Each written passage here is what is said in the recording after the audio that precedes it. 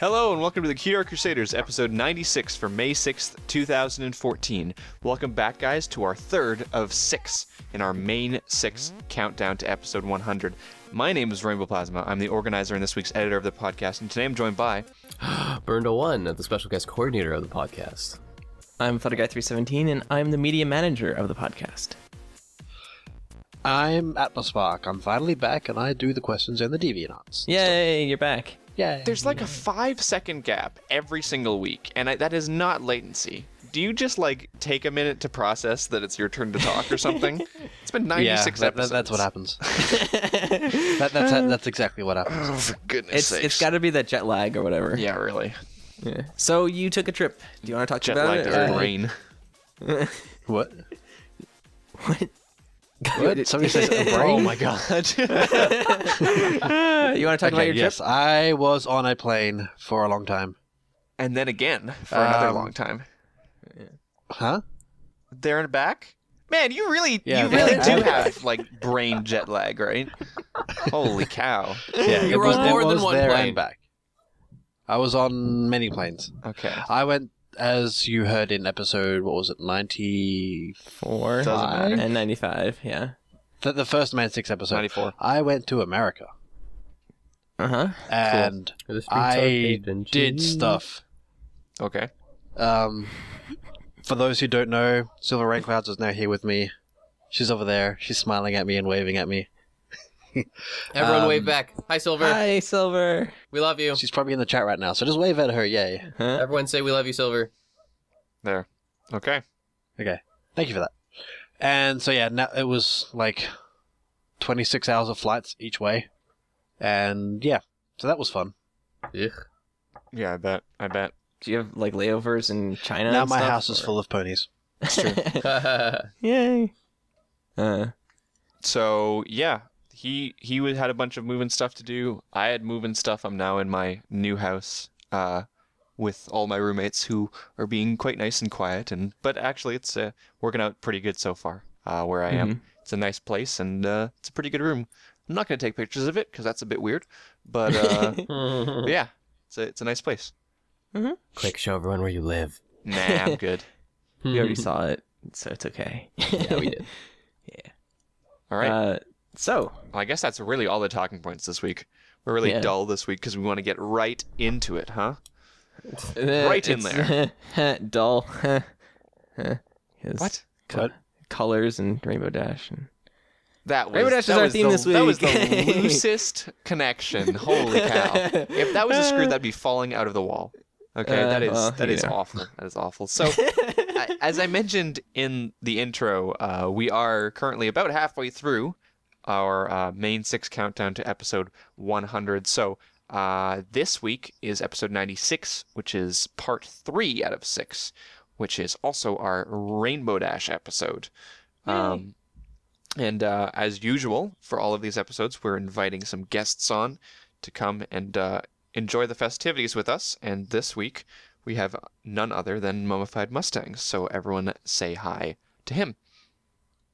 Hi, Mummified. Hi. Hey guys, it's me. And actually, every week you keep saying, or whenever you talk about me, it's not really Mustangs anymore. I've been kind of transitioning to Thunderbirds or just Mummified. Thunderbirds, Mustangs. You know, I didn't So you're get going with the memo, car theme, or? evidently. I don't know. Yeah. What's up? I'm on the show. All right, how do Yay. you mummify Mummified a some car? sort of thing. Yeah. Mummified cars. Yeah. I was thinking Thunderbirds as in TV show. Fair enough. That was a good TV show. Anyhow. Yeah. So, for those who don't know who you are, Yeah. do you want to just tell us a little bit about yourself? Well, I am, the earlier fan of the show, though I don't make it practically ever out to the live streams. I'm always, watching on YouTube. So whenever you guys are like, oh, hey, yeah, wave hi to Silver Rain Clouds, I'm like, oh, I would. But yeah. Yeah. Yeah, well, it's funny because we do kind of have those. I wouldn't say it's split so much because a lot of people who watch on the live stream also watch on YouTube, but there is that kind of aspect where we have the live stream and the YouTube, and they're two kind of separate entities. Yeah, and I've been in the live streams a couple of times, and I know what it's like, so I can sit there and imagine oh yeah, they probably had a lot of fun with that, probably just bunch of people scrolling through and saying like, "Oh, Burns talking" or something like that. I don't know. Whatever That would the be a lot. That would be a lot of scrolling. Okay. whatever the IRC do. Yeah. Yeah, but you've been around. You've been around pretty early, huh? That's how you found out about the show. Yeah, I can't remember when it was, but I'm pretty sure, like the earliest memory I have of earliest memory, but like the earliest like fan or like I knew about you, I think was during the Fire episode, because I remember the Philomena piece you guys had way back when. So I'm pretty sure I've been watching since like episode 5. So, Yeah. fun story about the Fire episode, because I happen to just think about it right now. I will distinctly always remember the Fire episode, because during that episode, I came up with, I think, 3 out of the 4 pieces for that one. It was one of our first episodes, and at the time, I was working night shift at Tim Hortons. I think when we started the podcast, I was working night shift at Tim Hortons, so Yeah. I was up. I was up at like, my shift would be 11 p.m. to 7 a.m., and it was awful. But at some point during that, I would get a half an hour break. And the week that we did that one, I believe it was the Thursday, or I guess the Friday morning, technically, before we recorded, I was up at like 3 a.m. and I was on my break. And I remember we were going to do this theme or something. We had one art piece, and I was like, you know what? I should find some more. So I was on my phone at like 3 or 4 in the morning at a Tim Hortons in my uniform, looking up these pony pieces for the podcast that we'll be doing later that day. And yeah, it was. I will always remember that one. It's a very vivid memory to me. Nice. Yeah. So you kind of hold a special place in our hearts. Aww. Because you met us at BronyCon. Yep. Me and Bern. Yep. And you bought us both beers. Yep. Which was awesome. Yep. So thank you for that. No worries. Yeah. In fact, I was actually the one who actually pushed us get you on the show when we were doing our special guests here on this little theme, because you actually one of the fans that stood out to me, for those who don't know, because you were the first fan who actually reached out to me at any convention. Yeah. We met at EQLA, and then you actually bought me a beer there, and to this day you're still the only fan who's bought me a beer. And you were the first person to ever give me Yeah. you were the first person to ever give me actual real tangible piece of fan art that you had drawn and then given it to me personally. Oh yeah. And that was it was a sketch of, what is it? It was the It was the first, 4 of us, right? Yeah, for the fan it art was the episode. very first like hand drawing with undersketch and everything. Way back when, where it's just like, God, what is up with Flutterguy's face? And it's like, I still got that over there, and you have like notes written on it, like fixed tail, and because you're gonna vector it. I still have your thanks for being a fan on my wall that you bought me at EQLA. Oh yeah, I remember that. Yeah. That was awesome. All right. Well, Oh, the For the record, memories. I still say that about this Flutterguy's has face. been quite Memories, the love in. cool stuff. We're like the Yeah. bestest friends, right? But jeez. Yay! Yeah. So now that we've all gotten that out of our systems, you were brought on as part of this main 6 kind of spectacular extraordinaire, and other words like that. So this week, in particular, is something that's close to 2 of our hearts, and the rest of you can just be quiet. This week is the Rainbow Dash theme, which both Bernd and I are like, yeah, about. Yeah. 'Cause it's kind of like our picks for that. So And both me and Flutterguy are like, yeah. your I old like name Rainbow had Dash. half of her name, so don't complain. You'll forever be Pinky Dash in my heart. Exactly. I have never changed my username. Yeah, fair enough. All right, so do we want to go on the art then? Yes. Get the show on we're the gonna- road. Yeah. Woo! Okay, so our first piece is called Rainbow Splat by none other than Mystic Alpha, who we featured quite a bit because we love his style and his art. And so, like in the past 2 weeks, we're going to turn this over to our special guest. So, Mummified, take it away. Okay, so whenever you guys show art on the show, I always try to remember it's like, okay, where does my eye go? And I like consciously think about where my eye goes when I first look at the piece.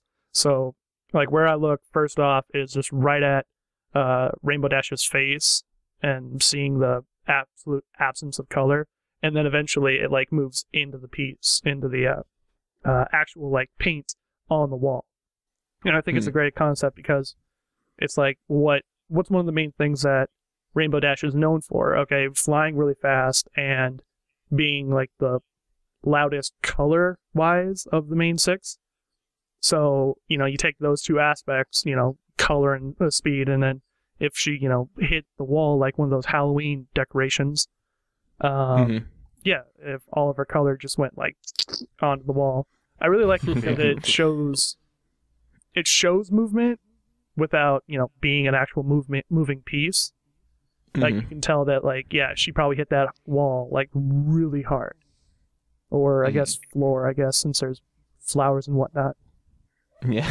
Yeah, it's kind of a cool perspective there because we kind of associate it with a wall because it's at like a 90-degree angle, Yeah. But with the flowers and like the grass, tell us that she's like bam, like hitting the ground.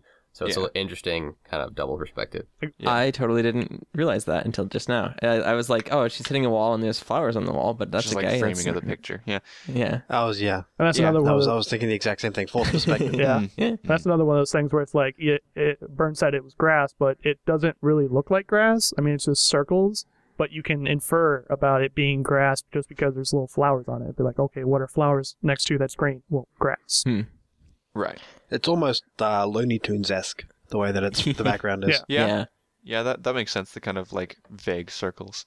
I think the entire idea of the piece, like the idea behind it, is the most interesting part. This kind of this idea that Rainbow Dash is like not her personality, but just kind of like her essence, her color.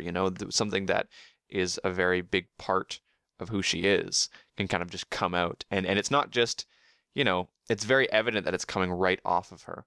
Because there's the tips of the color still remaining in her hair, and she's got blue around her face and things like that. So, I don't know, metaphorically speaking, perhaps what it might, kind of symbolize. But I don't think I've ever seen anything like that where the color comes right off of her. She's hit so fast she's knocked the color off of herself. Yeah. I've seen other pieces that take this kind of desaturation approach with Rainbow Dash where they'll like move the color elsewhere or stuff, and Atmo, you've done a vector of a piece that was basically like that. I have. I was gonna sort of kind of mention that. I'm a big fan of the whole bleeding colors off Rainbow Dash sort of theme. So, but like the ones that I've seen and the one that you did, they're kind of, like you said, bleeding colors off, but this is just like a full-on force, like colors are just splashed all over. Yeah.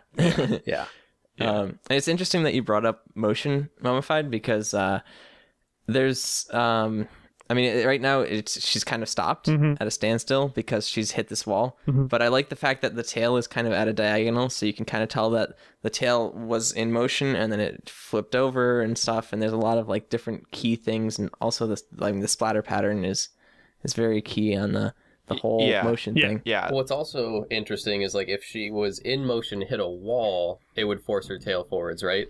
But if we think about it that it's the actual ground and like we rotate this piece 90 degrees, it's basically she's just hit and she's sitting there and gravity is what's pulling her tail down if you think about it. Yeah. It's so that too. Like in theory, sometimes with these poses that kind of convey motion, they're poses that couldn't exist unless they were in motion, and that's what kind of conveys motion. This one's interesting because it's almost kind of like a double. Theoretically, if she's on the ground, this pose could be definitely like attained. It could be a still pose. But even if she was completely still in this pose, it still gives off this unnatural sense to it, and it implies a lot of motion that led up to that point. It's not necessarily the motion that's currently in her posture, but her posture implies a previous motion even. Yeah, definitely. Yeah. Especially like with the tail flying forward like that. Yeah, and with her wings and stuff spread the way they are. Yeah.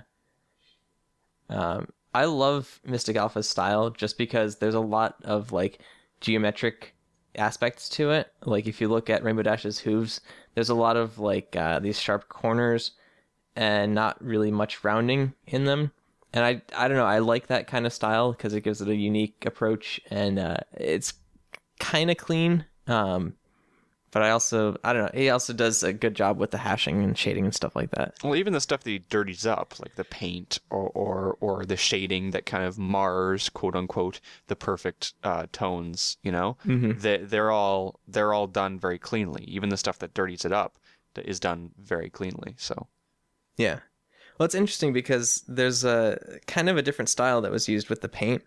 And I guess it kind of fits with the fact that paint is like very fluid and like, I'm assuming that's paint and not just like dyed rainbow sweat or whatever. Oh, lovely. Great. But it's very fluid, very like specular lighting on that and stuff like that, very glossy. It's not dried yet. It kind of gives off the impression that it's just happened, because if it was dried, then it was like that could have happened and then dry. Yeah, there's definitely like it helps the piece feel more like it's just happening.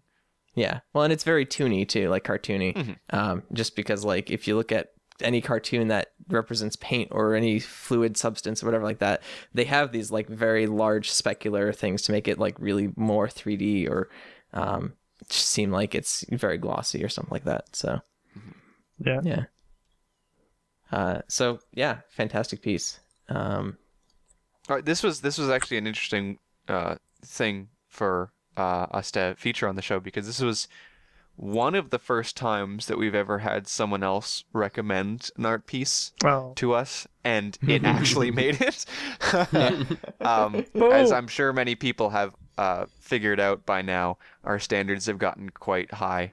Ridiculously high, in fact. They're too high. But as long as we still have pieces that can fit our ridiculously high standards, then we're going to continue to feature them. But usually, we ask some people who come on whether or not they're helping us out with the show, like this main 6 countdown thing, or they're guests or something.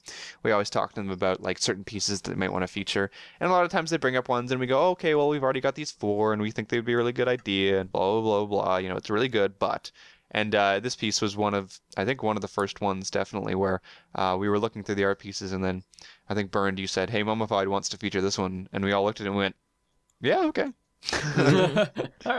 We had totally forgotten about this piece, because I know we've all looked at it before in the past, and we all adore it, because the concept is really cool, and, I mean, it's Mystic Alpha, so you can't really go wrong. Yeah. That theory is one of the reasons why we moved... Flutter Guy, we moved you away from the art and more into other stuff, because we realized that like with the 4 of us, you just get like so much more. It's much a wider spread of things that you can like look at for a certain theme, So and apparently 5 people is even more.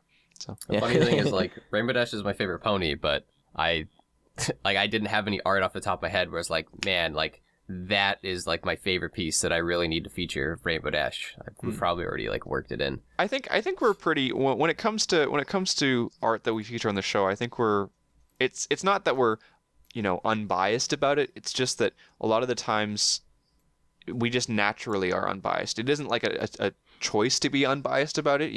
It just kind of happens where it's all about the quality of the art. It's so not about the actual thing. I guess like ponies. Rainbow Dash is probably my favorite character in the episode, but like artistically speaking, she's not my favorite like pony I have in my DeviantArt favorites. Right. You know what I mean? Yeah, right. I agree.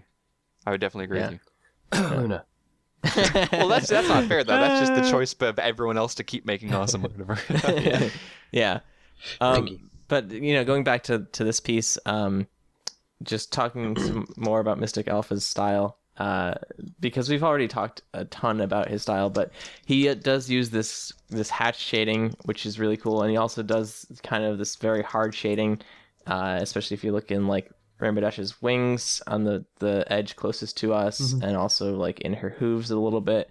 But it's interesting in this piece because Mystic Alpha used both hard shading and the cross shading combined to kind of give different levels of shading. Like if you look right in front of her back right hoof or the haunch or whatever, there's kind of a mixture of that, and it's interesting.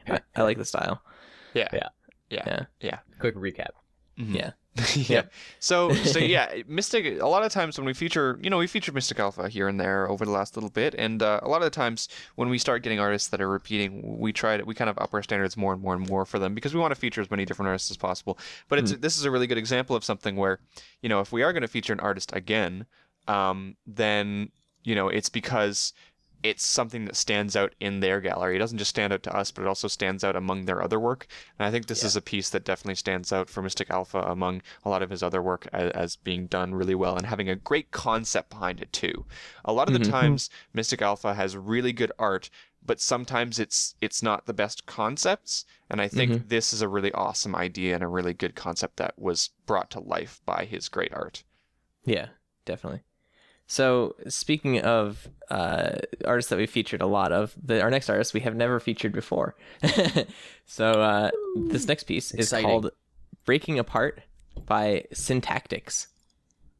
Lies, we featured this artist before. I was just looking through the gallery and I was like, I know that's a lie. This artist has actually made one of my favorite art pieces ever, which is Summer Stay, which we featured in our Saturation episode. Yup. Mountains That's episode. right. In our Mountains episode. You're wrong. And this was a close pick of one of my best pieces of the year, too, when we did that episode. Yeah.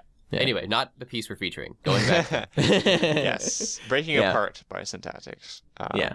Yeah, I brought this one up a while ago. I don't remember which episode it was, but I brought it up before, and we all seemed to like it, but we just happened to have better pieces of it. But I really enjoy it. So, Mummified, why don't you go ahead again and give us your first impressions? Well, like always, it's, where's my eye take me? It starts off by grabbing it right with the bright, red eye that she has, and then it kind of moves down into the arm, and you get that really, hard-hitting feeling by, seeing the hard, smash into the ground, and then you have the kind of line trails behind her. It kind of blurs out at the back of her wings as well to help show the motion, but it's really cool. And it's all these things coming together. It's the bright colors in her mane, and then the bright colors of the city, I want to say? Yeah, city behind her. Yeah. And then just great,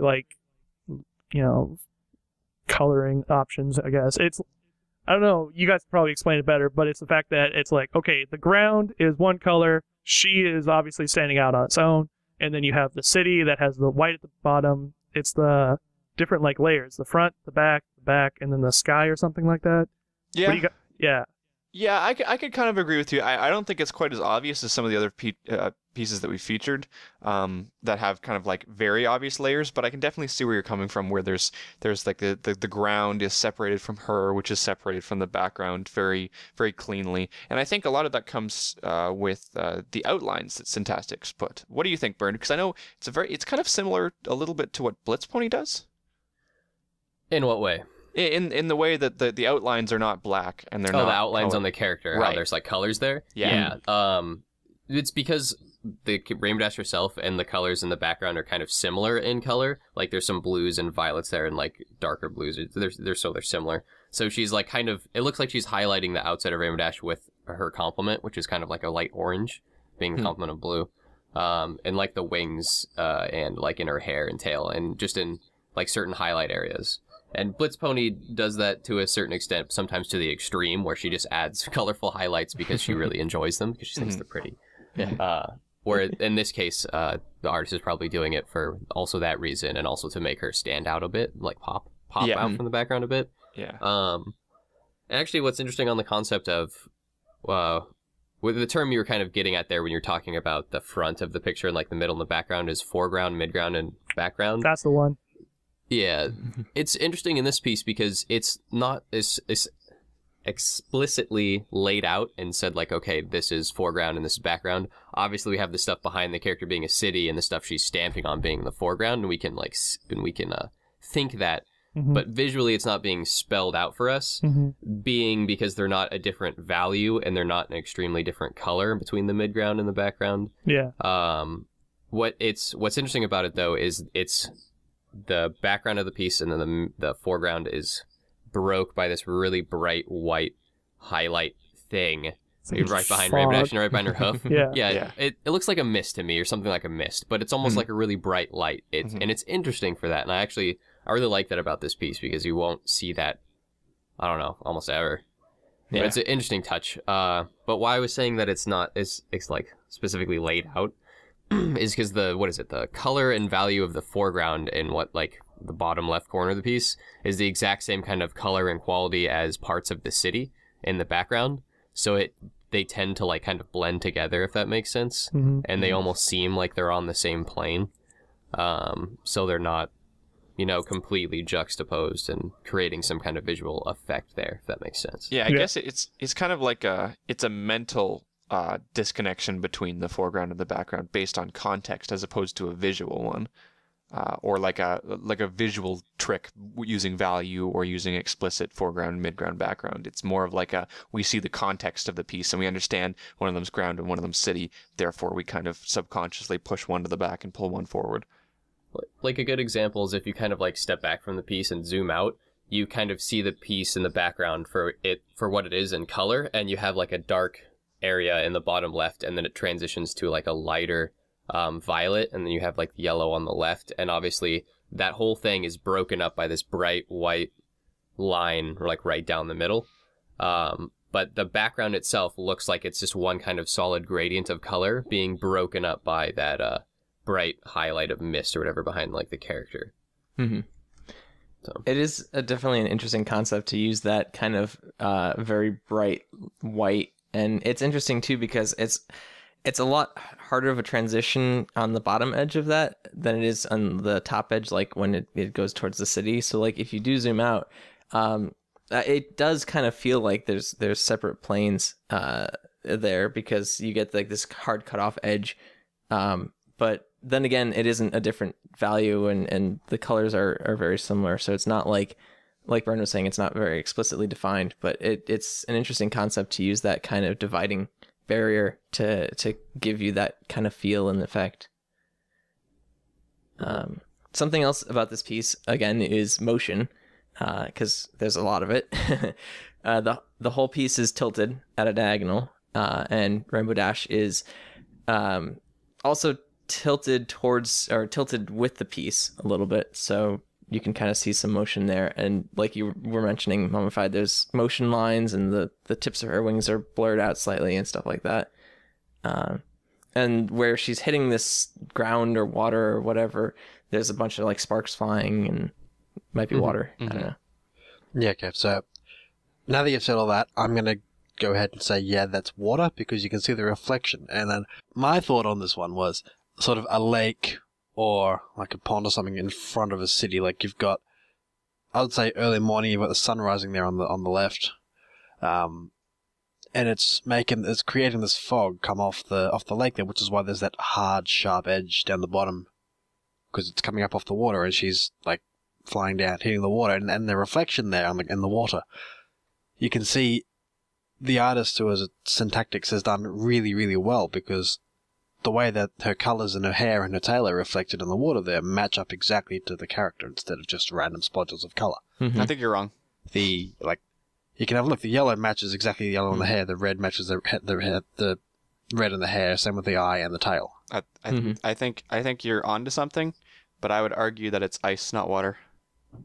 It could be ice. I mean, yeah. I went with water because I'm not used to ice, but because it's making very obvious cracks, but but a lot of your points still stay valid. It's just a different state of water, so the reflections still make a lot of sense, and you're still absolutely right on a lot of stuff. I just, based on the cracking of it, it looks very much like ice to me. Yeah. Well, that makes sense. Just my head doesn't automatically go to ice. Yeah. One of my favorite things about this artist is this artist style, obviously. The color that the artist chooses to use and the backgrounds and characters is always awesome. It's usually wild and really saturated, and it's always really cool looking. The artist has a really unique sense of color, and also the artist's line work. And so in the characters, all the characters line work and sketch style is always super cool. And I really like Rainbow Dash with her piercings and I don't know. I was looking at that. I was wondering, cool look and everything. It's really cool.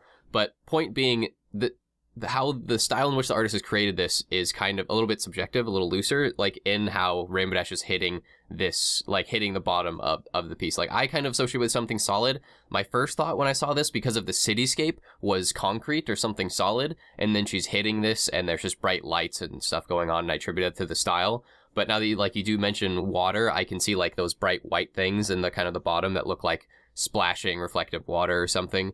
And like I see the cracks in that, and I still associate something solid like ice. I don't think it's super explicitly spelt out, but there's lots of artistic things going on, like the reflection and things like coming off of where her hoof's hitting and crack marks that make us all see certain things and like associate it. But it's still like visually, I think it's really cool.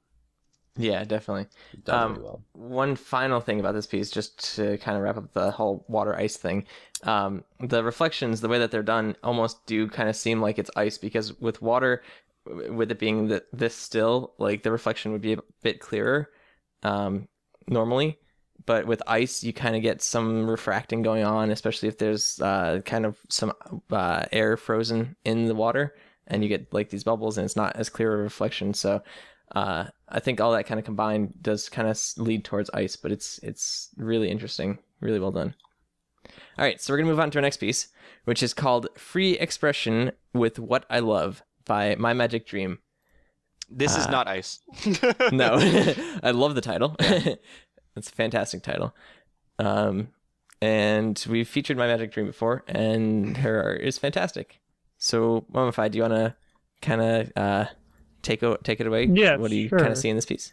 I really like it just because of the fact that it seems like almost like a hidden theme in this episode as well, that whenever like artists depict Rainbow Dash, they always they like to accent her colors or make her colors a defining trait in whatever the piece is. And obviously this one has the thick, globby kind of splatter paint to it that has like the giant tail coming up and showing all these colors, kind of like that scene from the Page Master with all the paint like flowing down and hitting Macaulay Culkin or whatever. And then the actual like anatomy of Rainbow Dash is really cool, because as opposed to the last one where they painted or they drew out like each individual like little feather, this one is just the more typical show style with having just the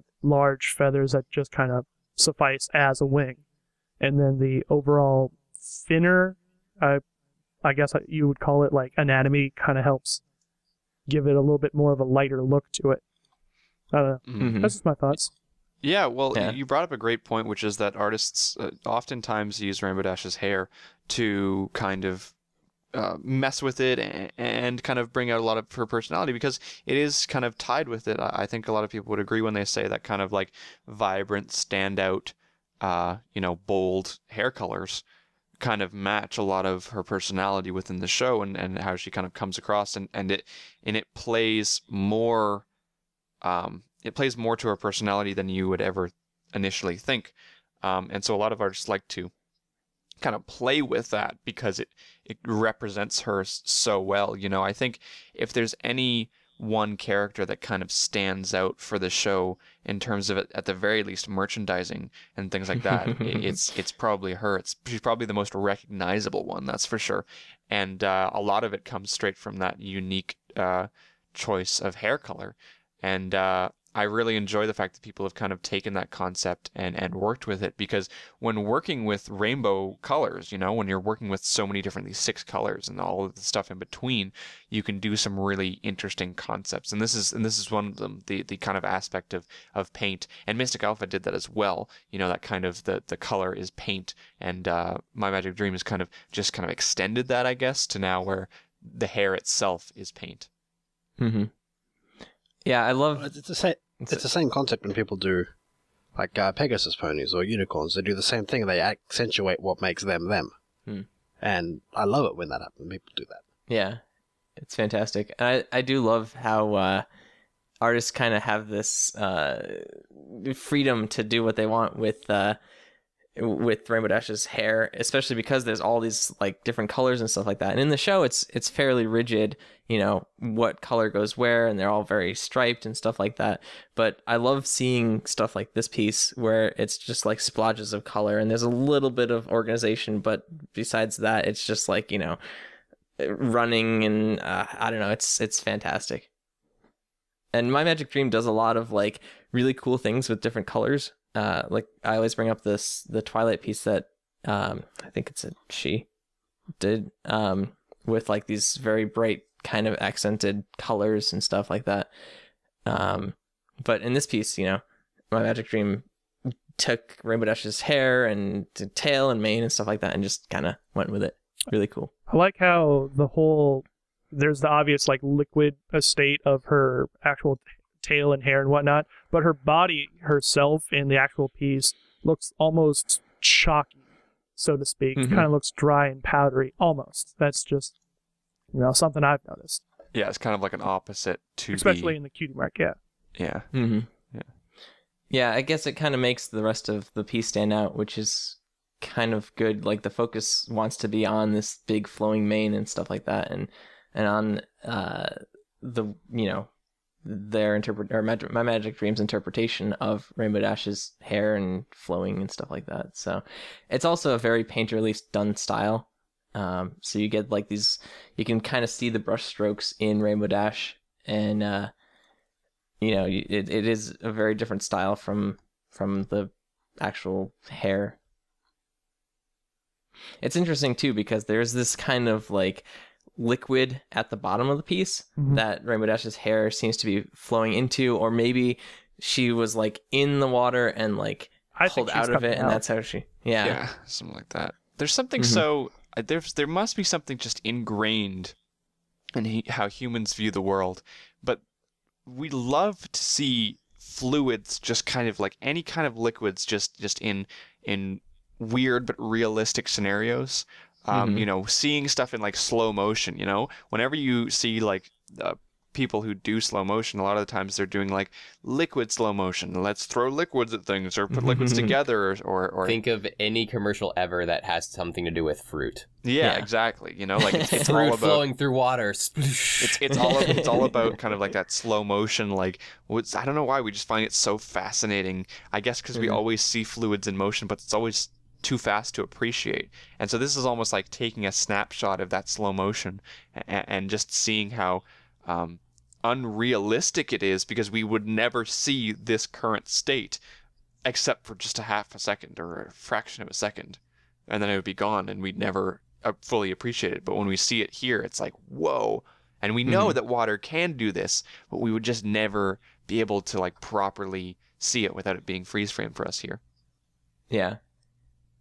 I don't know why, but yeah, you're right. It's like water and liquids and stuff is so cool at slow motion. Or like if you've ever mixed cornstarch with water and you got like this non-Newtonian fluids and stuff like that. I don't know. It's so interesting and weird. Yeah. I don't know why. Something I wanted to point out about this piece is Rainbow Dash's tongue, because it's adorable that she's sticking it out. Her expression is very like, it's very devious and cute at the same time. Cheeky. Yeah. I saw She that got a as cheeky face. I saw that as her with her mouth open, but I can totally see it as a tongue. Yeah, when you take a closer look at it, she's doing like the tongue thing where you put your tongue out, and I swear to God, it looks like lips, but it's not actually. Yeah. I could totally see it as just her having her mouth open, though. It could be. Yeah. I'm actually, just out of curiosity, I'm actually going to go look at other pieces by this artist just to see how the artist draws mouths. Yeah. I think it's the tongue thing. To me, it was hard to not look at it and see like lips. That was difficult. It looks like when My Magic Dream draws mouths, he almost always includes teeth. So yeah, I would say it's totally a correct assumption in that it's probably just her doing a cute tongue thing. It's interesting though. Yeah. I also too dig the cute hug thing. Yeah. For the record. Yeah. For the record. Like the cheeky, playful faces. Yeah, and it's got that aspect of the eyes again, where it's one of the eyes is different from the other one. I think we talked about that last week, and gives her kind of this like lopsided expression, but it's supposed to be cheeky, and it's good. I like the expression. Yeah. One thing that I really like about this piece is if you look at her far wing, her right wing, there's a bit of color kind of running off of it. And I don't know if like the artist meant for... Actually, I think like this is my interpretation of the backstory of this, is that Rainbow Dash is kind of birthed from this paint where she like was created from this paint, and like yeah, that's my headcanon right now.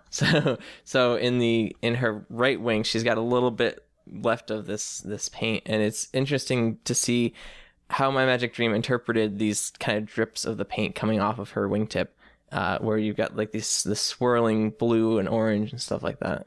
You've only ever seen rainbows. I was born from them. Yeah. Like Aphrodite, born from the sea foam, she rises full of color and wonder. Well, I guess That was a terrible SpongeBob impersonation. I guess SpongeBob. based on the show's canon, her hair color is genetic. Because wasn't her father's hair color similar? Yeah. Yep. Yeah. Rainbow Dad. Interesting. Rainbow Dad. Anyways. Yeah. All right, so we are going to move on to our last piece, which is called Flyer Dash by Yakovlev Vad, who is, I believe, a Russian brony. Was it the Russian in the description? It could be. Fun fact, though, we was it at BronyCon or Everfree that there was a table set up in the vendor hall, and they had a bunch of like the Russian bronies had given their art to sell. And so it was like a bunch of this stuff. And I don't remember if these pieces were there. I can't remember. But I don't know if these pieces, they might have been. But that, I forget, I wish I could remember the artist's name. He's an artist who does Romantically Apocalyptic. It's a online web comic, if you've heard of it. If you haven't, I would go Google it and look it up. It's actually one of my favorite web comics. I actually have it in hardback, or not hardback, but I have the actual tangible version right here on my desk. So check that out. And he had a booth at BronyCon. He was also at BabsCon. He goes to a lot of other conventions where he kind of has his own stuff and like sells his webcomic. But then he also does this awesome thing where he gives exposure to Russian bronies who don't have outlets to actually go to like comic conventions or pony conventions in the US, and then sells their art and gives the proceeds to them. And he's a really cool guy. He's really nice and an awesome artist. So, yeah. So, Mummified, do you want to kind of tell us what you see in this piece? Yeah, it kind of is a complete and total left turn from like where all the other stuff we were looking at so far, where it was kind of more artsy and drawn, and you can see the strokes and how it feels. This one is very, I want to say, tight in its like lines and whatnot. It's definitely supposed to be almost a picture of this scenario where Rainbow Dash is sitting on this super speed bike, futuristic thingamajigger. And it's not so exactly. It's not so much a. She's obviously not going fast at all in this piece. She's very standstill. But just the fact that it has this futuristic bike with all these intakes and radiators and jets and the emblem at the front of the bike and her like everything else attached to it, it implies speed, I guess, is the key thing that kind of points out. But the main question I have is, if it's supposed to be like super futuristic and like something out of some sci-fi novel, why does it have a regular like radio antenna on the back of it, like a Ford sedan from like nowadays? Do you think they'd like go past like maybe it's radio? like the nostalgia of it. It's the same thing with the Pegasi in the front, the hood ornament. That's not aerodynamically sound, but it's something that probably carried over from past culture. Exactly. It's like what I would when you were talking just a second ago about the it looks like it's going fast, but it's not going fast. I would call this like a pin-up poster, like what you would see in sort of. That's what it is. It's a pin-up poster. It's the manufacturer of this bike has gone, okay, I want something to be on this, and I want to take a good photo of this that I can put in car magazines. Yeah. Fair enough. Well, Yakovlev, he does a lot of futuristic stuff in general on his DeviantArt. He seems to be really enamored with futuristic concepts, which is really cool because so am I. And it's one of the reasons why I'm drawn to this piece. But it's not just futuristic in terms of the bike itself, but there's also, the background, and there's all the technology on Rainbow Dash herself. There's the things on her rear hooves and her earpiece and her eyepiece and her bodysuit and stuff like that. There's all these things, and it seems to be quite a common theme in Yakovlev's stuff. So I'd be interested to kind of know if that's just something that interests him in particular. Hmm. I don't know. Well, it's interesting. I really like it. Yeah, I really appreciate the whole concept art and like this futuristic thing, and I find it really cool too that Yakovlev has kind of taken that futuristic, like very machine clean oriented art, and then he's kind of framed it with nature. So if you look in the upper left and the right, there's kind of these vines and leaves and stuff growing, and it kind of wraps around to where you can see some water right behind Rainbow Dash. It's kind of a cool contrast to the whole different settings and stuff. Well, that's a really good point, actually, because another theme within all of his stuff is to mix, these complex technologies with a more natural scenario. I don't think I've seen a piece of his where it's entirely futuristic. A lot of the stuff that he has is stuff like very complex armors, but in nature. They'll be in a forest, and something like Celestia will be wearing these complex armors, but it'll be in a forest. So there's always this almost juxtaposition of the man-made technologies and the nature. There's always those two kind of hooked in together.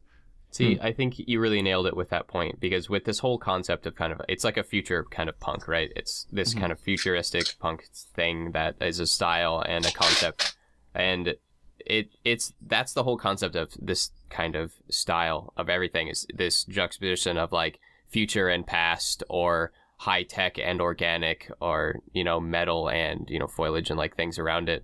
So the little like cheesy car antenna on the back of this crazy hover bike, and then like the hood ornament, like obviously a hood ornament isn't like aerodynamic, but they're tossbacks to things that like we can relate to or associate with fancy or whatever. And it's the same, it's that juxtaposition of something like a hood ornament and the little like racing flag tied to the antenna.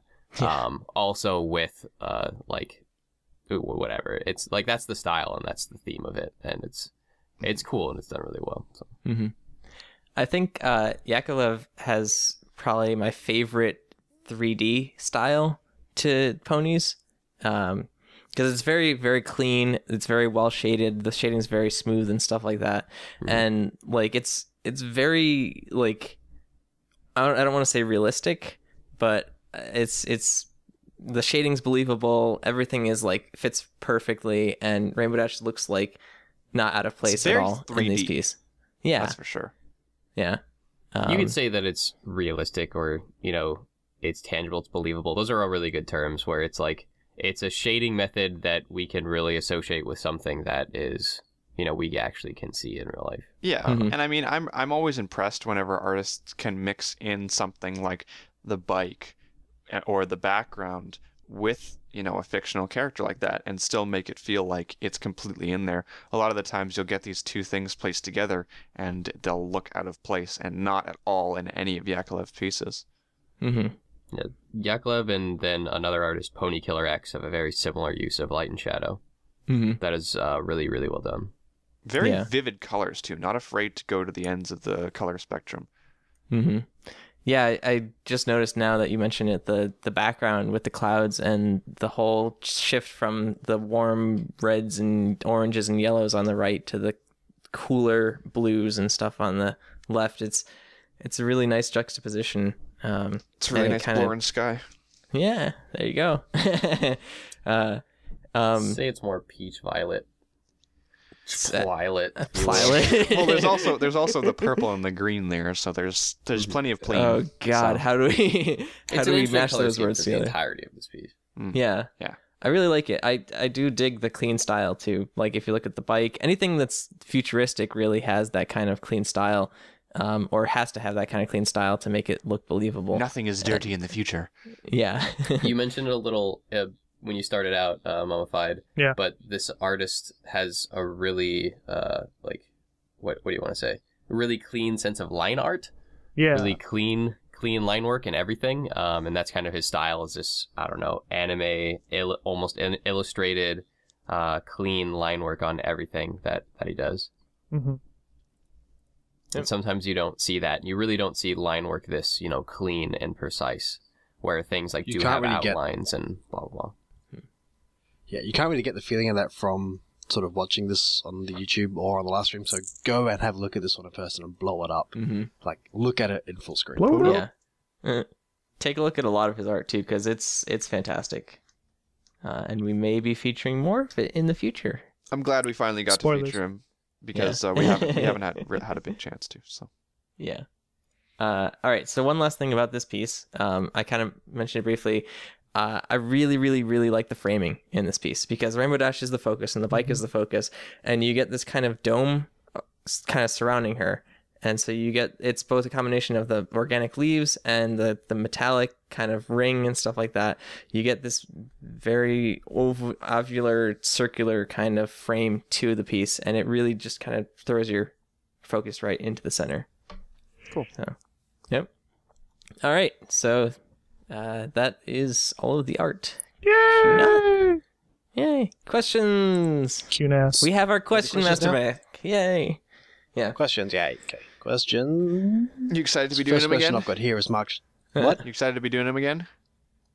I guess, yeah. Wow, such enthusiasm! I'm glad I asked that question. Much enthusiasm. Such wow. I was happy to You be distracted back. me. I was just All about this. to read, and then you said something, and it threw me off. Read then, question man. Do it. Okay, so first question I've got here is marked number 2. Which are your favorite drinks and why? Sent in by Bronrig. All right. So Mummified, you go first. All right, what was the question one more time? Which are your favorite drinks? and why? And why? Okay. Favorite drink. All right, well, I'll start. I don't know. It's a mix between either like unsweetened raspberry tea or like a nice like either a Hefeweizen or an IPA or some kind of like real artsy fartsy beer. Because I ain't digging any of that like $2 Bud stuff. That's not me. I gotta have Yeah. Hefeweizen's good. like a real nice Are like good. local brewer kind of thing. Cool. That's my hipsteriness coming out. Yeah. Yeah. Is that the beer or the tea that's Actually, hipstery? I think Some it's both. kind of both. Yeah, because like tea. No, I don't drink water. I only drink raspberry black tea. And I'm With- sorry, with chai. I either drink PBR or local, Arizona brew. Look, Yeah. shut up. It's San Pellegrino all the way. Oh, No, but I did try Alaskan brewing company as recommended by Burned, and it was quite delicious. Ah. Well, I'm glad that you mentioned water because it's funny because out of any single person that I've ever met in the world, I drink the most water out of anyone, and anyone who's stayed around me for any amount of time can probably attest to that. I know, Flutter Guy, staying at your place, I had like what 5-6 glasses of water a day. Oh yeah. It just You're like a water connoisseur too. You rate water like on a scale of like 1 I can to always 10. I can always tell like if it came from like a tap. Like it's not necessarily that I can always tell where it came from, but I can tell you which water is better than other ones. Yeah. And things like that. So I don't know when it started, but I guess as like a little kid I just started drinking a lot of water a day, and now it's kind of like I have to or else I feel dehydrated, and it's not the same for like pop or anything. Like I have juices and stuff too. That's really good. I'm not a big pop drinker, but I do drink like a solid 6 glasses of water a day. It's probably one of the reasons why I'm super skinny. Anybody who met me at Everfree Northwest last year can probably attest to that.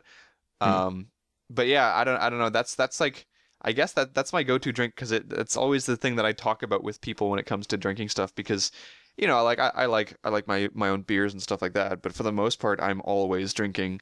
Like I always drink like I at school I used to bring during the school year I would bring a 1 liter water bottle that I filled up, and it would be done by the time my first class was done. So like within 2 hours. Nice.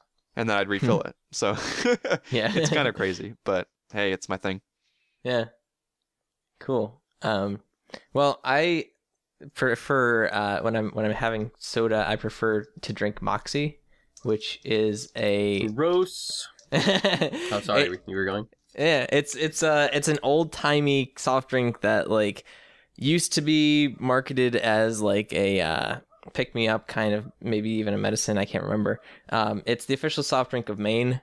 if that means anything to anyone. But it's super hard to get, like, outside of Maine. So I try and get it whenever I can, and it's This is not in the really 60s, easy. man. You gotta drink something else. All right, No, it's Burn, you want funny. to step up your game? You want to put your money When where I your was- mouth is? When I was visiting Ted, I had never heard of it. It's like, what is Moxie? And he made me try it, and I was just blah. And then like I met his friends, and his friends were giving him crap for drinking it. It was hilarious. It's true. I don't know. It's definitely an acquired taste. It's like root beer is an acquired taste to like anyone who's foreign to the States because like they've never tried That's it before. true. Oh yeah, I hate root beer. And Moxie is like a step further into the unknown, the uncharted territory. just root. Like it's a very, very kind of dark taste, which actually I kind of prefer like dark tasting drinks. So like Yeah, you have Moxie dark beers, and right? So- Guinness, Yeah. and like Smittix and stuff. I prefer like stouts when it comes to beers. Nice. I love the fact that we've all definitely told our life stories, and then we're getting to Burned. This is gonna go badly. Burned, come on, put your money where your mouth is. You were just mocking him for his drink. Go on. Yeah, I know. It's funny because my dad's from Germany. He hates root beer like with a passion. He won't even let it in our house. Yeah. Anyway, I'm the same way as Mummified. I'm super hipster. I really buddy. really like beer, but I guess I don't like beer in a hipster sense. I like it because of my father. Because he was born in Germany and then immigrated here when he was 8 years old. So like he's super super picky about any kind of beer he drinks. In fact, one time he told me I would never kick you out of my household unless you start drinking Budweiser, then you can move out. And like that was the only time he threatened to like kick me out of the house. Was just like, oh yeah, no, you can find somewhere else to live if you like drinking PBR. That's fine. And so he's like passed on his super high standards of beer to me. So like I'm always super picky about what kind of beer I drink. That's probably my favorite drink too, is going and finding like some kind of really good beer.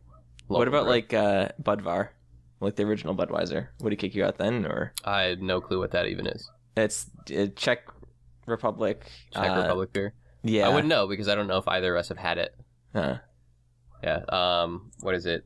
The German beer is going to say something. Oh yeah, and in Germany, there's no really such thing as IPA. That just doesn't exist. Like Indian Pale Ale. Germans don't believe in making more bitter and bitter beer. They believe in like aromatic hops, but not like really strong bittering hops. So a lot of Germans really hate IPA. I believe I'm saying that right. When I talked to Germans when I was in Germany and drank their beer, and then talking to my dad. So my dad also hates any kind of IPA. Which doesn't work out well because we live near Oregon. Yeah. So it's yeah, like you're like the everything's an central- IPA. I can't go to any store with alcohol and just not have IPA there. And like the whole section is IPA. It's awful. IPA sucks. Gross.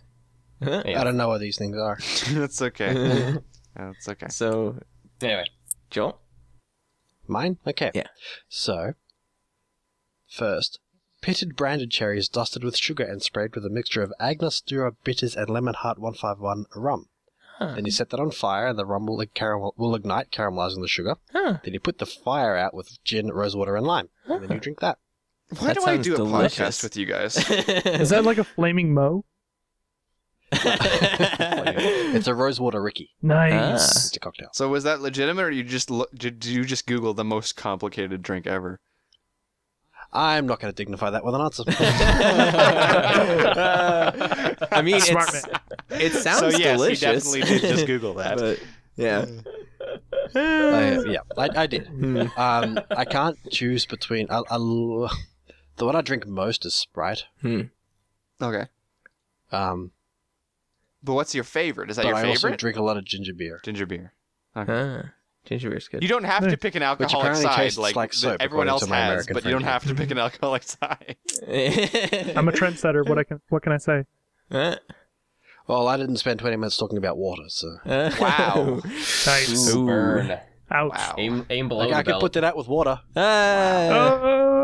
Or gin and whatever that water. No, special because water that was flammable, so no. Oh. Well, In Rainbow Plasma's defense, I do actually agree with him because when I lived in Alaska, we didn't live in the city, so pretty much everywhere we lived had like a well, so it was just natural like spring water. So then when I actually moved to a city, I was like, oh god, what is this? I feel like I'm drinking a pool. It was really super weird. It was a huge change. I still Yeah. can't I help also- but taste I also do chlorine drink it. everywhere I go. I also will drink a fair amount of water. well, I hope everyone enjoyed Atmos Park's last podcast. He's going to be thrown into a pool of water and drowned. Oof. Ow. Dark. All right. It's okay. It's only the best quality water. I'll make sure of it. Okay, good. But yeah. So I can drink my way out. So yeah, exactly. And you'll enjoy it too. So we were gonna do 2 questions, but we all decided to expend our life stories on drinks. So we'll save the second question for another day. But yeah, we Sorry, should Johann's robot. You'll have to wait. we should move on to some plug stuff. Wait. Before we do that, Mummified, did you have any questions you wanted to ask us that we could really quickly answer? No. Okay, I think I'm good. It's okay. Okay, It's okay. Yeah. We just figured there's going to be one person who's going to have a burning question. Future guests. Who's going to have a burning question that we'll answer on the show. But that's fine. Don't worry about it. We are actually running up a little bit on time. Okay. So I wanted to talk a little bit of the plugs. And because I'm going to talk about the plugs, I'll do them really quickly. Okay? So let's just start with that. We have a DeviantArt, which is cutieartcrusaders.deviantart.com. Where you can go and check out all of our stuff on there. We've got a Gmail, cutieartcrusaders@gmail.com, where you can send in stuff like, for example, the episode 100 answers, which I've listed off 40 times, so you guys should know it by now. We also have Twitter and Facebook, which is at Cutie Art Crusade and facebook.com/Cutie Art Crusaders, respectively. Those are our plugs. We did put out a poll as of last week talking about some social media that we could expand to in the future, and we thank you very much for your responses. You can continue to go vote there, and we will talk about it in the coming weeks, but based on the votes, it looks like we might be getting a Tumblr. No, I vote for Vine. So Vines would be awesome, and we're gonna talk about it a little bit more, and we're gonna sit down at some point, and we're gonna talk about the future of our plugs and stuff, what we're going forward in social media. So again, you can head over to our DeviantArt page, to our polls, and check that one out and vote for yourself, and also tell us more Details in the comments. and links are in the comments as well, or not comments, but description of this YouTube video. Totes McGoats. All right. Well, I guess that is it for this week, huh? Yeah. Right, the week time flies. Before we wrap up, though, Mummified, did you have any place that you wanted to plug? Well, pretty much. I mean, I'm in a lot of spots, but if you ever want to find me or where else I can go or where else to find me, you can pretty much just go to my DeviantArt page that kind of has links strewn through it of other places that you can find me at. It's at mummifiedmustangs.deviantart.com. You can pretty much find out all the happenings of where this cool cat's hanging out at. Yeah. Yeah. Go tell him you did a good job on the podcast, because you did. Yeah. And that'll be on the screen for you guys if you want to go check him out and talk with him further. Yeah. So yeah, thanks for coming on, by the way. It was great having you here this week. Thanks for having me, guys. It was really Isn't fun. it like your birthday soon or something? When does this episode come out? The 6th? Tuesday. The 6th. Tuesday? Yep. Today's my birthday, actually. When it comes out. Happy birthday. When it comes out, yeah. So everyone wish him a happy birthday in the chat. Woo! I think I remember, because when we talked to you and we said, when do you want to record? You said, definitely this weekend. 100% this one. Yeah. All right. Well, yeah, happy birthday. Thanks for coming on. And that's about it. So, yeah, that's everything for this week. We don't have anything else, right? I'm not thinking of anything on the top of my head. No, we're good. All right, we're good. So next week is another episode in our main 6 countdown. That'll be episode 4 of our main 6 countdown, and that will be Pinkie Pie. Pinkie Pie! With another guest who shall remain a secret. Fun. So yeah, look forward to Pinkie Pie next week. And other than that, my name is Rainbow Plasma. I'm Burned01. I'm FlutterGuy317. I'm Atmospark. And I'm Mummified Mustangs, I guess. And we'll see you guys next week or after this for our spoilercast. Yay! Bye! Bye. Bye, guys.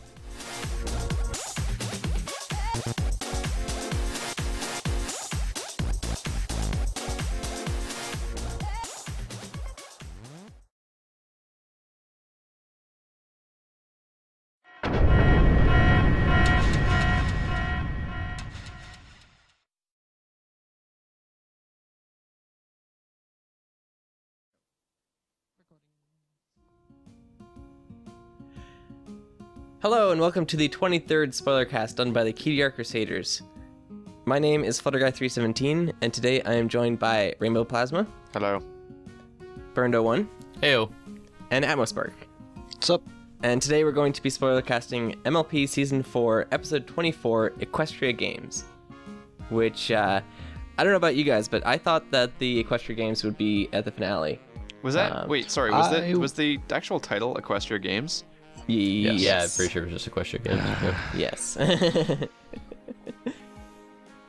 I'm kind of expecting another episode like the one, where's the pets one, where it was we see the thing from the Mystic's perspective, and then the next episode is the Spike's perspective. Oh, yeah. Maybe. Kind of expecting a little bit like that because I don't know, it just didn't seem like an Equestria Games type episode. See, the thing is, though, the reason why they're not going to do that is because next week is the finale. Yeah. Yeah, exactly. So that's not going to And happen. This was the Equestria Games. There were spoilers in the commercials, which thankfully I don't think you saw, and I haven't seen either. we tried to avoid them. But, We basically what happened was every single time it would cut to commercial. Usually the hub is pretty good about not spoiling. Pretty good is very generous. Yeah, generally speaking. But this time, every single time it cut to commercial, it immediately went to, bam, next week, MLP finale, and we went, whoa, and we just threw our headsets off and just like ducked underneath a chair. Get outta here. But we did see that it was like Punch your finale, monitor. so we knew that next and week it was we the did see finale. that it's probably not going to be linked to this episode. Yeah. Spoilers, but you know. Yeah, I sort of expected it to be like the Equestria Games to be like the finale as well, but Yeah. I mean, Yeah. okay. You do. Here's the deal. Here's the deal. We're gonna have to get this out of the way because all of us feel this internally, and I think a lot of people feel the same way. I personally am disappointed with just how they kind of were like, "Here's the Equestria Games," and they're gone. Because I feel like we've had like 2 seasons of hype over Yeah. them, and then this happened, and it was like, all right, well, it's here, it's gone. It's like, oh okay. So Yeah. To be honest, this wasn't is, expecting the it Equestria to be a Games is just Spike going to be a episode. Spike episode then. Yeah, Yeah. was I not mean, expecting to be a Spike episode. I'm okay with like the actual episode itself. I think they did a fantastic job with it, but like I agree that, you know, Equestria Games there's such a big build up and hype and stuff, and there were episodes like leading up to it, and then it was just like one episode. I think Yeah. and we're all craving that consistency that was like, or at least myself, I should say personally. Personally, I was really craving the kind of like the gala type lead up, whereas like we'd all been waiting for this thing, and then here's the gala, and it's ridiculous and ties in all the main 6, blah blah blah. Because they did it so well in season 1, right? Yeah. Like that was really good. Well, Yeah. it's just I don't know. I think, and I have a theory about this. I think that the whole Equestria Games thing was a lead up to the Olympics. Obviously, like that's not exactly hard to fathom. But I think that they planned out the episodes in such a way that the focus of all of the stuff was during the Winter Olympics or right before the Winter Olympics, so that they could kind of generate similar hype there. And then when they got to this point, like it's now May, and they're like, well, it's been like 4 months since the Winter Olympics are over, so I guess we should wrap up the storyline. So I think that to them the hype was much more important, because around the time of the hype would be when the time of the Winter Olympics was, and I think there's a lot of tie-ins there. I think that's intense amounts of speculation with no for sure. basis. That's what this entire podcast That's what it's is. like. Yeah, I know. Intense amount of speculation about art and then ponies.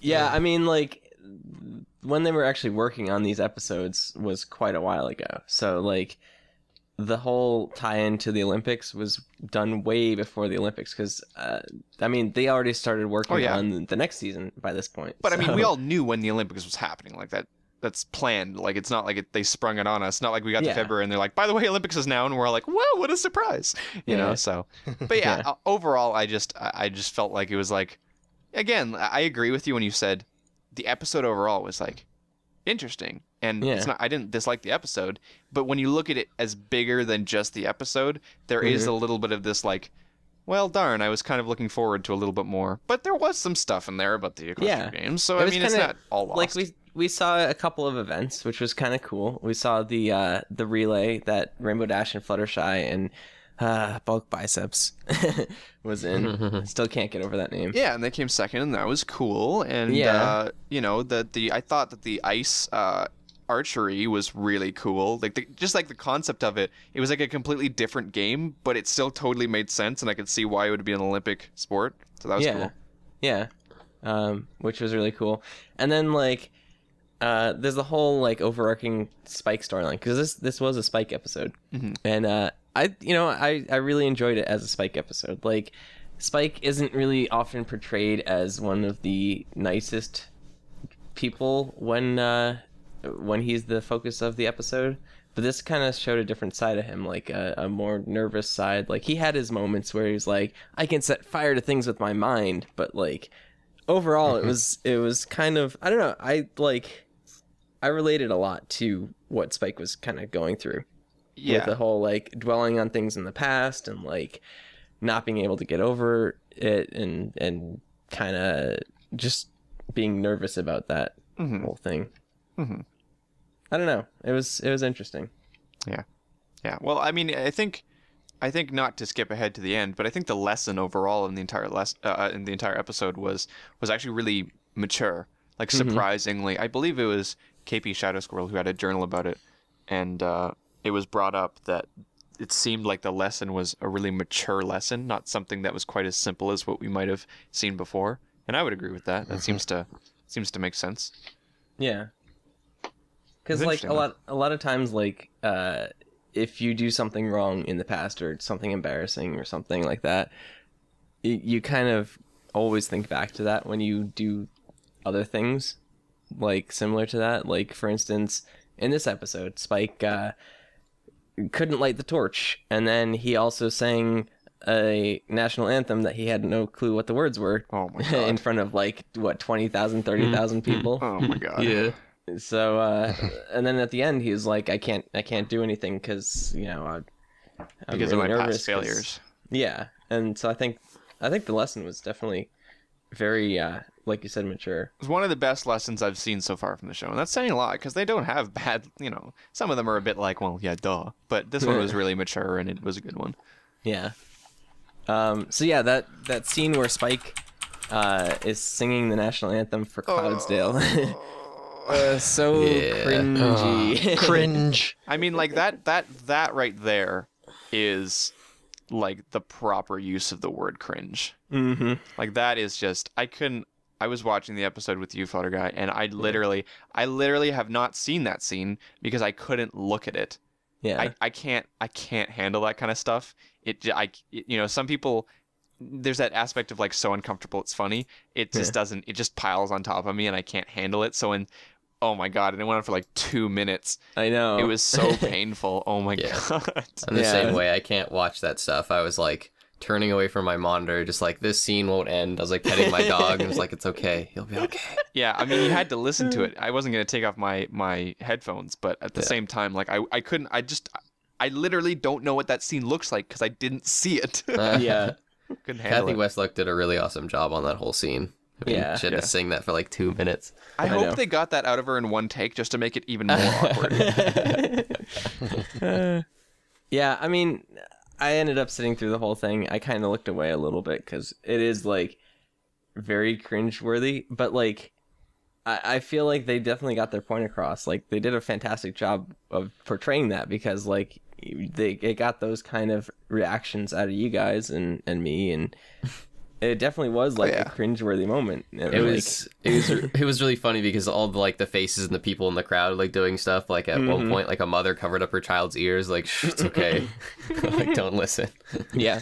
By the way, spoilers for Rainbow Plasma. Who hasn't seen that scene? I think that was the only thing that I saw through like the cracks in my fingers was that little Seeing all the expressions in the crowd was really good though. People like Yeah, there was covering like up their face what did and we stuff. count? 6 or 7 separate face moves in that scene. Yeah. Oh my God. And then Pinkie Pie, of course, is like, "Yeah, you nailed it." Yeah. I love that. I love that really zoomed out shot when she was freaking out over the medal count, and she's the only one moving, and she's bouncing around in like the Yeah, it's like a little pink on, cutout. like the silhouette. Mm-hmm. Yeah. Yeah, there was a couple of good things with her, like the way that the popcorn just like at the beginning a little bit was spilled, and then she just went, forget it, and just tossed the entire thing. The way that she was talking to Twilight, and then it zooms out, and she's just standing on some guy's head, and he's like, okay, well, I guess this is happening to me. Yeah, He's just chill with it too. Yeah. Pinky is best hat for Crystal Pony. So there's a couple good moments from her. I mean, there wasn't that many spread out. Like, it was really a Spike episode, I felt. Mm-hmm. There wasn't a lot of moments from a lot of the other ones. Although Twilight had some interesting things happen. I like the fact that they seem to have like character progression with her, because in the past this episode would have been about the fact that she lit the fire, and then she wouldn't have the guts to tell Spike. But I feel like they got that out of the way. I was like, no, I'm definitely telling you, like, I did it, like 100%. Yeah. You know, and then it went to a different lesson. They kind of showed maturity there and stuff like that. There was kind of like one scene right around there where it was like, I thought for sure she was just gonna like fib it off to Spike, like, right. you know, Right. And That's then what she would have done in the past. Yeah. Character I progression. like, we were watching it together, and I physically was like, no, Twilight, and then it was like, oh, okay. You actually did the right thing. Sweet. Yeah. Yeah. I thought it was interesting too that like they did show her sitting with the other princesses, and she has her own throne, which is kind of cool. Yeah. It was really sad, though, in my opinion. Yeah. Was it sad to anyone else? Yeah, I mean, I guess it's like, it is kind of royal duties, so I guess she has to do it or whatever. I saw a comic that was like, it was Twilight and Princess Celestia and Princess Cadence. Actually, it might have been just like on Reddit, a thread with the emotes. And Twilight was basically like, oh, I really want to sit with my friends or whatever. And then like Princess Celestia and Cadence and Luna are like, what do you think about us? We want to too, but like... Yeah, you know. your friends? No. Why would you sit with those plebeians? Yeah. I mean, like, there is that one aspect, but I don't know. I just felt like... And there was like one shot where it showed like all of them except for her, and then it zoomed back to her, and it was like, oh. Yeah. You did that on purpose. Yeah. I don't know. It was interesting though, because like, you know, a lot of people are like, oh, they don't show Twilight as a princess enough, and so this was definitely, it was kind of an unspoken thing that, you know. Those people aren't allowed to talk to me. Yeah. There's also a great little very subtle thing, but I think a lot of people caught it. At some point, Twilight asks Spike, like, what can you really do? And he said, well, I mean, like, unless you can turn back time, blah, blah, blah, blah, blah. And then, like, Twilight takes a step back and she, like, ponders a bit. Yeah, she's like, And then the other people, like, step in. Yeah. And yeah, they're and just then like, Cadence well, was like, wait, whoa, no. but it's so funny because she definitely was like, well. Yeah. I did miss that, yeah. It was great. It was very subtle. It was all in the facial expression. She didn't roll her eyes, but she did that thing where she looked up like she was thinking about something. Yeah. So it was really subtle but great. Yeah. I mean, overall, like, the events of the episode, like the archery and the relay weren't really that long, but they were kind of entertaining as well. The relay was nice because it ended with Rainbow Dash and Spitfire just kind of like being best friends and stuff, and Not like being jerks like they were at Rainbow Falls. yeah, it was like people matured. Wow. Also, she didn't have to speak. That's one thing. Yeah. I don't know, Rainbow Dash was a bit of a jerk right at the start of the episode. She was like, yeah, except for Fluttershy, me, and Bulk Biceps, we're not going to win gold. But I like the rest of you guys, go ahead. I like the fact that, well, I mean, she was very blunt about it, that's for sure. Yeah. I love the fact that, like, everyone else is just like, oh, no, yeah, she's definitely right. Like, there's not like, wow, that was really blunt. They were all like, no, you're absolutely 100% right. We are going to lose. Yeah. Yeah, but I funny. did like the fact that she was like, it's not really about winning, it's about giving it your all and being amazing. Changeling. So, yeah, I know, right? Yeah. You know, honestly, like, overall, just speaking from all the stuff that happened in the episode, how, like, the pacing of it and everything, like, it was a good episode, but it's just shadowed by these expectations that were set. You know? And I mean, people can say, well, you have to ignore that, but you can't. because like it was a big hype up, you know, and it wasn't like they necessarily let us down by having some sort of horrible thing. It was just, it was like in that kind of like level of like meh, you know. It wasn't so bad that we can be outraged about it, but we were kind of expecting better in terms of the Equestria Games. And again, like if you separate the two, the episode itself was really good.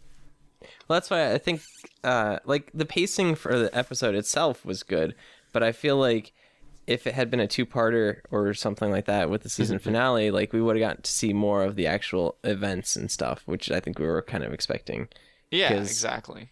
Like the episode, like as a Spike episode and as like just a standalone episode, it was really well put together, and like that the pacing was good and the character development was good and the lesson was good and like that. But like I don't know, it kind of left me wanting to see more. They were building up to more than just an episode. That's the thing. That's the big thing. Well, I'm curious now to see what next week is going to be, because like this had a bunch of build up and so. Yeah, I mean, to be fair, to be brutally honest, we don't really know anything about it. You know, so for all I know, they could have a 2-part episode that starts immediately as this one ended. You know, and it could be semi-involved, and who knows, there could be a lot more stuff. Based on what I've seen and what I can guess about it, you know, then it's probably not. Finally, I'd like to point out that I was once again completely right in predicting that Twilight's Key is going to come next week. Yep. And I'm going to be smug about this for the next 4 years because I totally predicted all of this. Yeah, you did. Woo! And I will always call that because I totally did it first. You were like, "Oh, that's the key," and I'm Did like, Yep. Totally called it. Called it all. Called it all. I'm the did. best. I'm the very best. Sorry. Around. Yeah. So at the very end, we get the ice archery ponies, and I guess one of the ponies gets really nervous and takes an arrow and shoots it to the sky, and a cloud gets hit and decides that it's going to turn into this big icicle asteroid bomb thing. And it's about to fall and crush some ponies, which is kind of dark, but, you know. Oh, that brings up a really good point, though. Because what we were talking about was, you know, they have that magical force field thing that prevents all the magic, which is genius. Great writing. Great. Yeah. Good. Very cool. I was thinking that it was very cool. Continuity. Fantastic. But we were looking at it, and we were like, why didn't, like, somebody do, like, what, it wasn't like, let's say like the princesses or something, didn't they? But it would make sense that they would technically have most of their magic stripped as well, because technically they could be biased because they live in a city that's competing. So But the princesses, I don't know. Like, I wonder if we'll ever see Celestia do anything. Oh, well, I actually saw And a not picture, and like she was heading up towards the ice thing as it was falling, like to I don't know, like push it upwards maybe. I don't know. the way that I kind of the impression that I got from that scene is that Spike just happened to be the one who reacted the quickest. You know, like there was Twilight like lunging forward, and I imagine that everyone else was kind of doing the same thing. And then when that happened, you know, when something like that happens, where someone yells out and there's him like bouncing off of things, I'm sure it'll cause you to like stop for a second and be like, what? Yeah. And then by the time you do that, everything is kind of happening. So I think he was just, I don't think this is the situation where it's like, oh no, something is going to crash, we can't do anything to save it. You know, I think it was just kind of like quick reaction times. I don't know, like, because I personally think that the princesses didn't have their magic abilities, and I think that, like, well, all the Pegasi were already kind of trying to push up on it to prevent it from crashing, and I don't know, I would like to think that, you know, Spike saved everyone, and I would like again. to think I would like to think that they were just sitting on their thrones like Julius Caesar, like being fed grapes and cake. Send out the Pegasi! Stop the meteor! It's blocking the sun! Send it towards the poor neighborhoods!